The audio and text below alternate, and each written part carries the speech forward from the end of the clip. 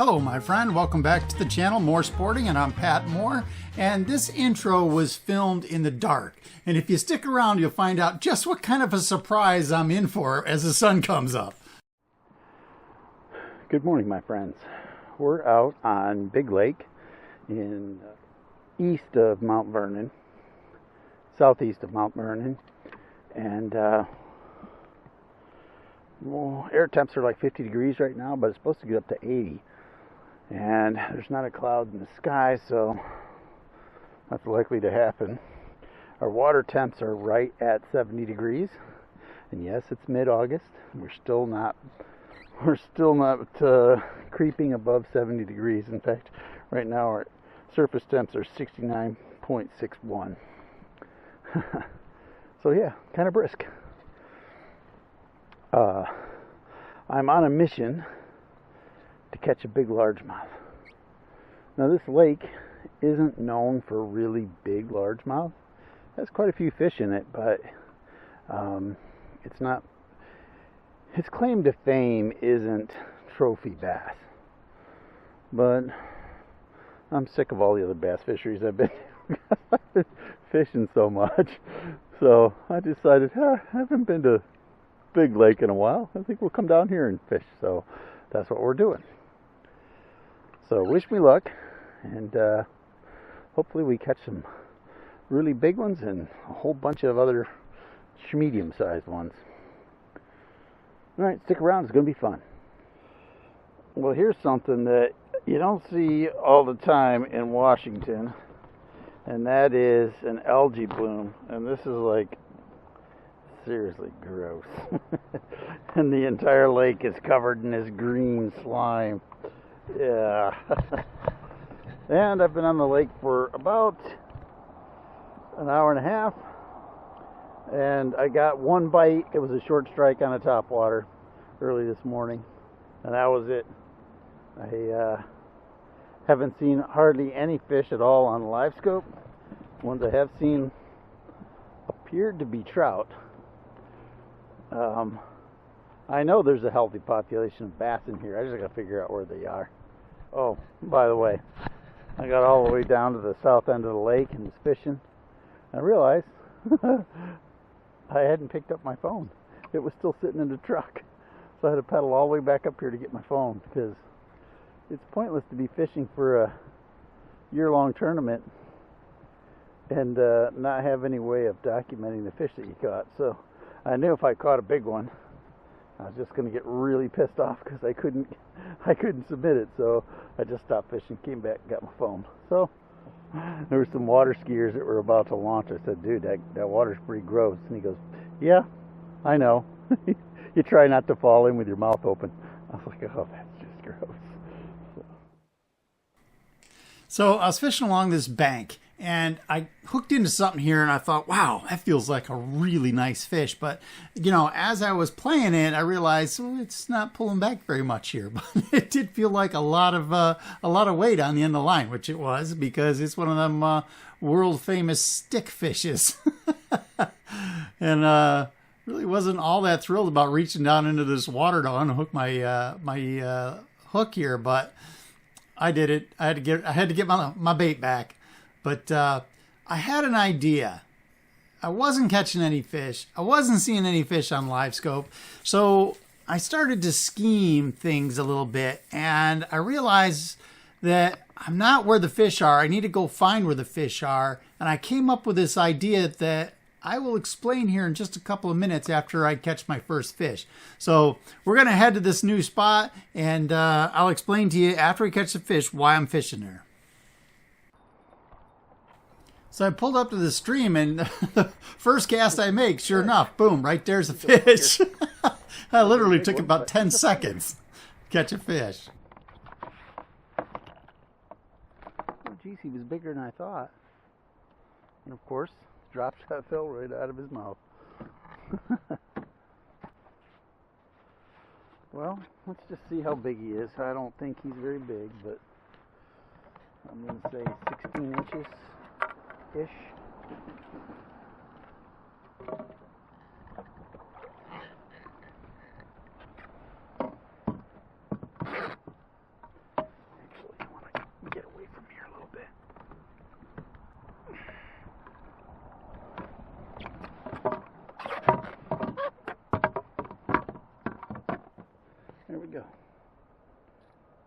All right. Thank you very much.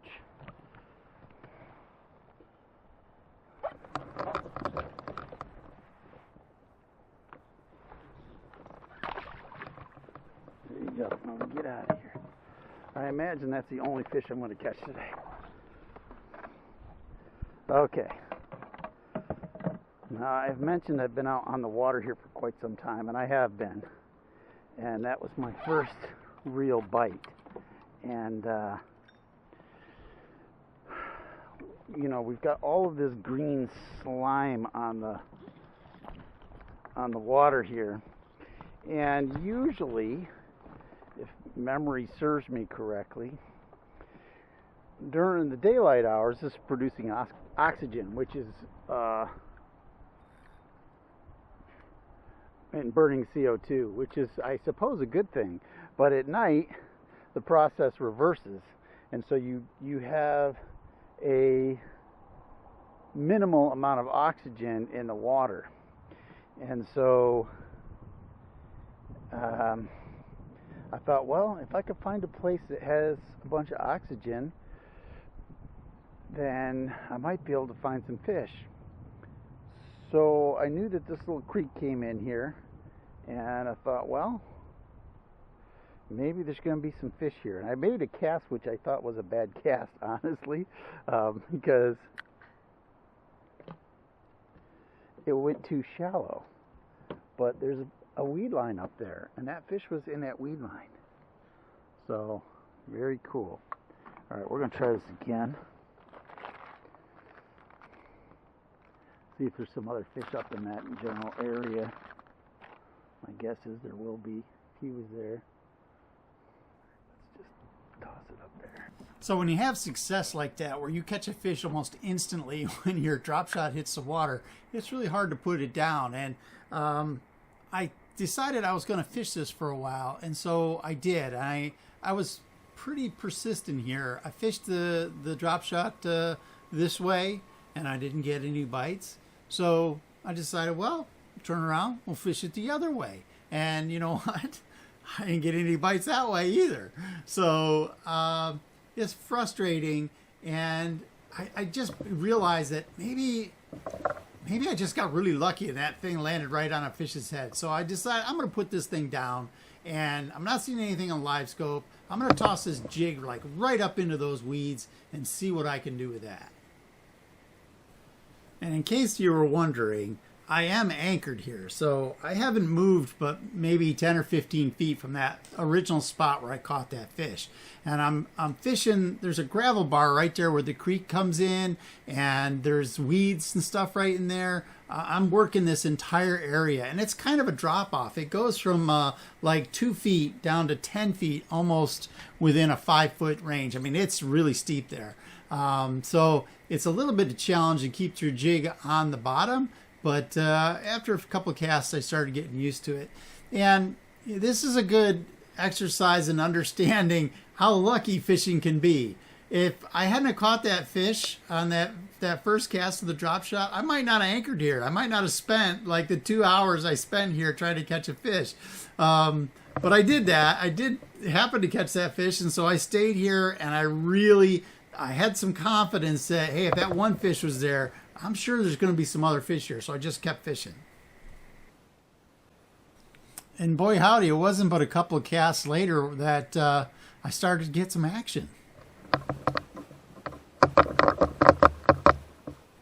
I'm not sure why I felt that first hook set wasn't good enough, but I gave him the double pump. This did feel like it was a pretty nice fish. He was fighting really well, which I was surprised by. I don't have very much respect for the fight of a largemouth bass, but smallmouths will kick your butt every time. But this one was fighting really well, so I was pretty happy with that. Fighting pretty good.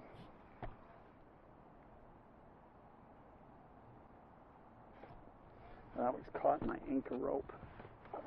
Dipshit. There we go.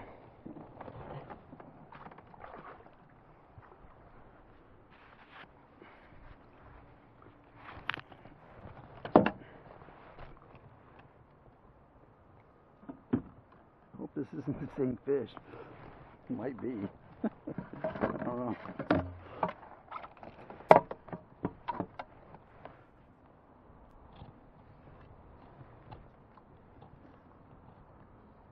It might be 17 inches.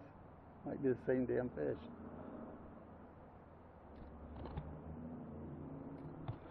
Well, we'll get the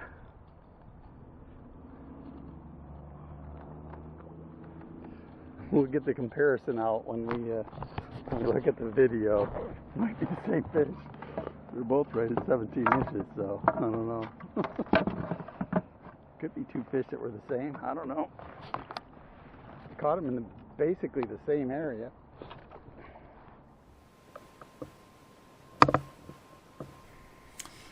I'll put this clip in here just so you guys can see how I'm fishing a jig and how quickly I move it. And you can see it's pretty slow. I'm dragging it along the bottom, and every time I reel up, it's obviously pausing.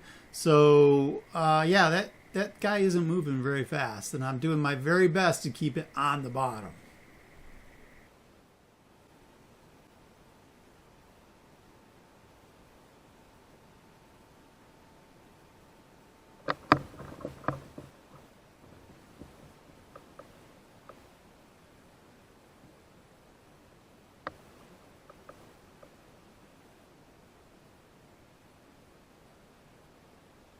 Got another one. Stay away from the boat anchor, you little jackass. I never even felt that one. I just saw the line moving and I set the hook. Oh, that's a nicer fish, I think. Oh yeah.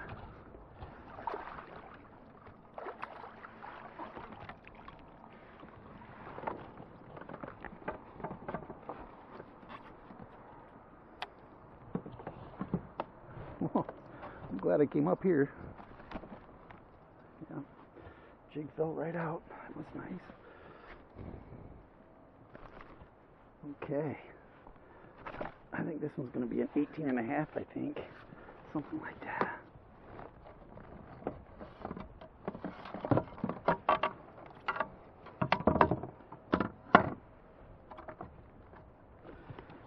Well, if they keep getting bigger, I'll be in business.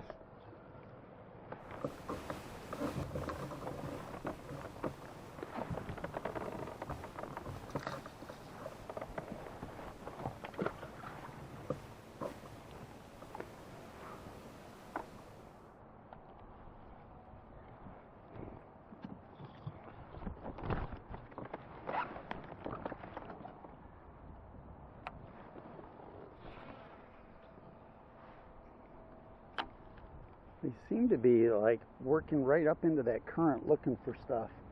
Maybe bait fish or crayfish or something. He picked it up as it was coming down the bank. It was coming down the steeper portion of the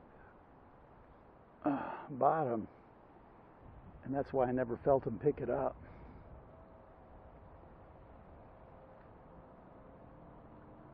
I just noticed that my line started getting tight. I was like, "Whoa, there's something on there."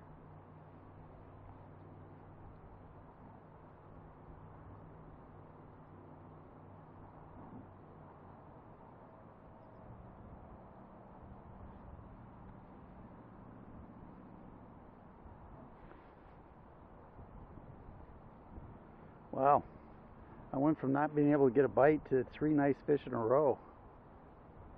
That's a boon, a bonus. I believe that what I just said jinxed it. That was the last fish I caught in this spot. And I sat here for about another hour and a half fishing that jig. And I had caught those 3 fish within like an hour. So it was kind of frustrating that, you know, no more bites whatsoever. So those fish moved on, and so did I. I headed over to the other side of the lake where I knew that there was a steep drop off and that there was a lot of cover, logs and stuff at the bottom of this drop off. And I thought, you know, I've always seen fish there. I haven't caught a lot there, but I've always seen fish there. I'm going to go try that. I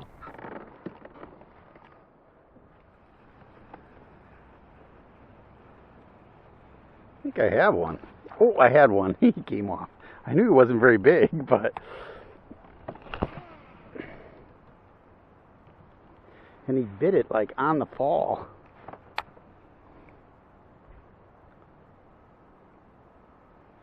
And he was so far away when he bit that I knew I didn't get a very good hook set in on him. Because usually once you get a fish on a jig, because of the weed guard, brush guard, they tend not to get off. Well, I guess today's no different. I see fish there all the time, but I just don't catch them. I didn't catch that one. And I casted through this area here for about 30 or 40 minutes and didn't get another bite. So that was an isolated fish. So I decided I was going to work my way down this side of the bank.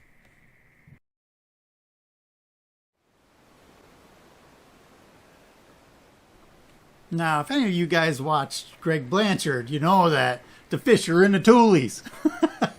All the time he's catching them out of the toolies. I've never caught a single fish out of the dang toolies. And you know what?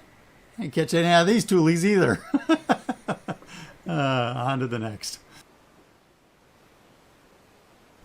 Ironically, these overhanging trees are right next to where the toolies are, and there's a lot of structure in the water, a lot of down limbs and stumps and all sorts of stuff underneath here, and I could see fish swimming all over.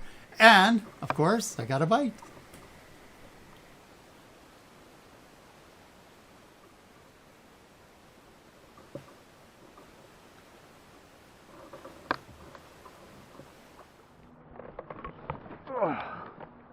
Finally, got my fourth fish.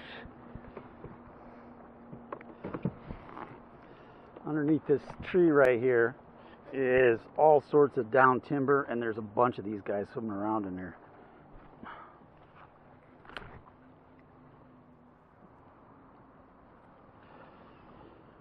There we go. What do you think he is? 13, 14? Oh, you jackass. Stop. We're going to measure him.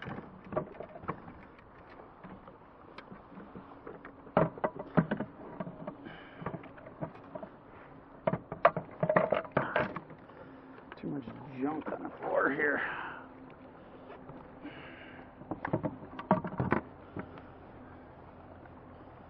God, I hate this damn phone. You know, if you ever wanted something to totally disable a touchscreen, Fishline is the perfect device to do that with.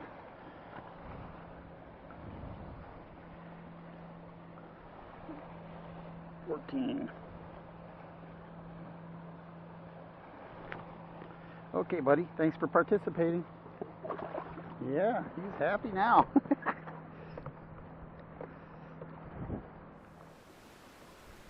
Well, no big surprise here. I make a horrible cast, and it seems to have gotten snagged. But something else was going on here. It was kind of weird. I'll explain it here in a second.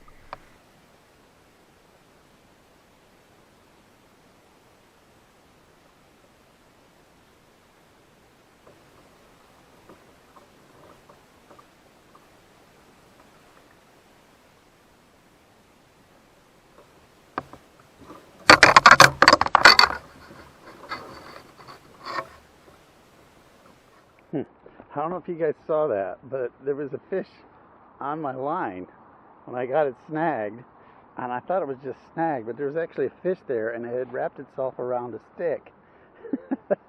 And then my line snapped, and while I was trying to get another jig out, I saw the fish sitting there with his tail out of the water wagging. I was like, holy shit, there's a fish stuck on that log. And I went to get him with my net, and he got untangled before I got to him. Which was unfortunate, but not really surprising. Surprising that he was tangled there and I could have got him, but I need one more fish before 2 o'clock to get my 5. And I do that just so that I can compare that to my my performance in tournaments. But the thing is,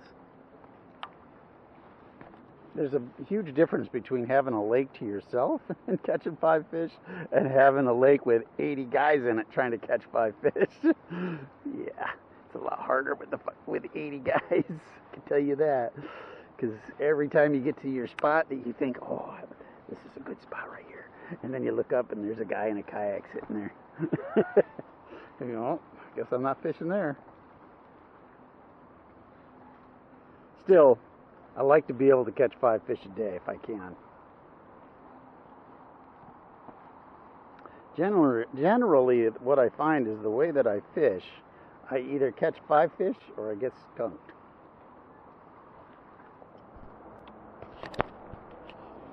Well, that tree right there that comes out, that's our next destination. That's not the kind of tree that drops big limbs into the water for cover.